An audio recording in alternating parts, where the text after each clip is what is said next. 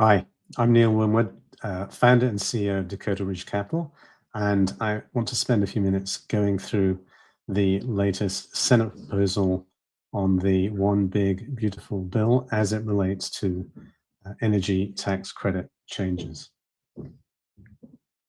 Now, there's a lot of commentary out there right now about this bill and about how these legislative changes are going to impact clean energy. And I want to add to that conversation, but before I jump into the facts and figures, I want to speak directly to those of you working on real projects. Because behind the legislative language and the lobbying, there are people. There are real teams on the ground building clean energy solutions, hiring staff, sourcing materials, fighting for permits, and generally trying to do the right thing. And many of you started your projects under the Inflation Reduction Act, banking on a 10-year runway to plan, build, and scale.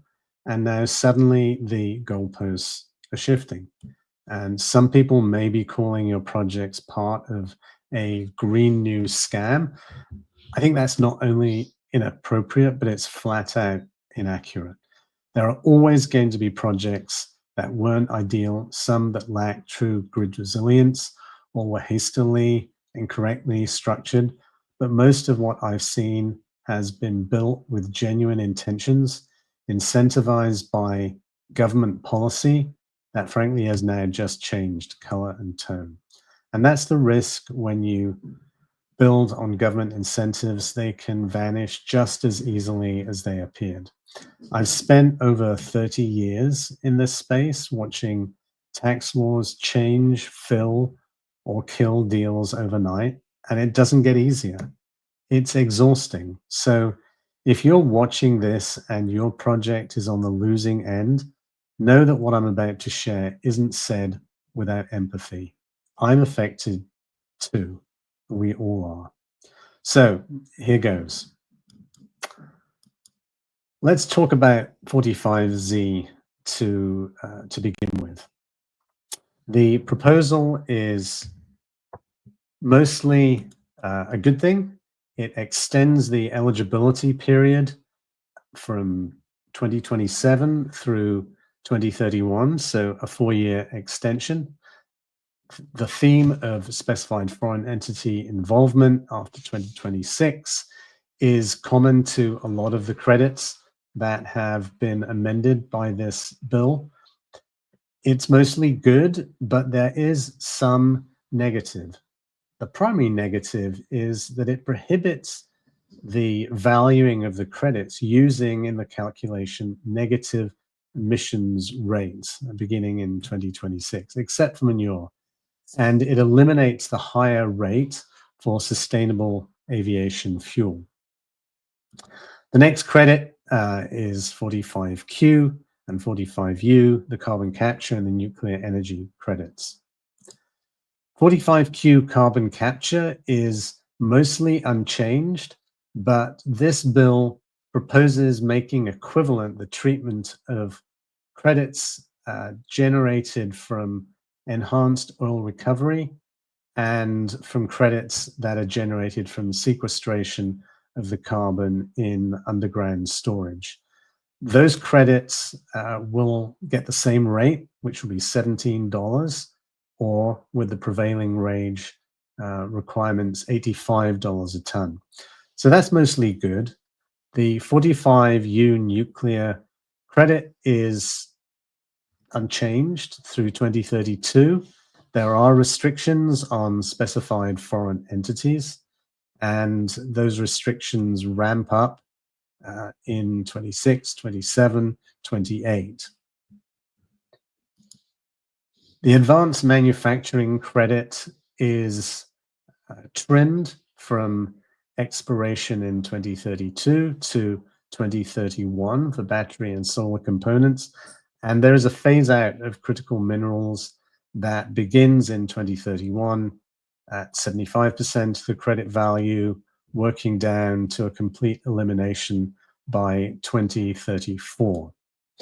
The technology neutral production tax credit, PTC, Section 45Y is phased out, and starting in 2026, where it ramps down to a 60% level and it gets lower from there on. The phase out, importantly, is tied to the year in which the project entered construction. There are lots of standards about what that means, but importantly, if a project is in construction in 2025, the credit value will be 100%. Same for the 45E tech neutral investment tax credit. The in construction standard is the one that's applied, and standalone energy storage and solar remains eligible. There is a rather quick phase out for credits on residential solar and for credits that are generated or taken in the leasing of those solar systems to residential or rural areas. Those are eliminated 180 days after the bill is passed. And similar to the other credits, there are increasingly strict constraints around foreign entity involvement in those projects. Now coming to the elimination phase, clean hydrogen and commercial EV credits. Clean hydrogen 45V projects beginning after 12/31/2025, no longer eligible. Commercial EV, Section 45W, they're eliminated 180 days after enactment, and the EV charging credits eliminated 12 months after enactment. The good news on credit transferability compared to the House bill is that it's largely unchanged for the various sections that I've discussed in this presentation: 45Z, 48E, 45U, 45Y, 45Q, and 45X. So things are changing. There is still time to negotiate. I'm sure there'll be lots of negotiation between the House and the Senate. The impact of the Senate parliamentarian on the eligibility for the reconciliation process is going to be making some changes. There's time for you to continue to use your lobbying power where you can.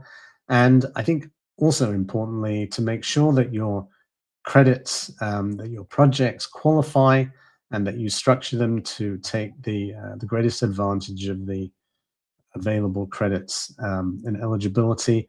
Please give me a call, book a call here using the QR code on the screen. I'd love to speak to you, see if we can work together and make sure that we get the maximum value for your credits. And if you're an investor, to make sure that you get the maximum impact on your taxes.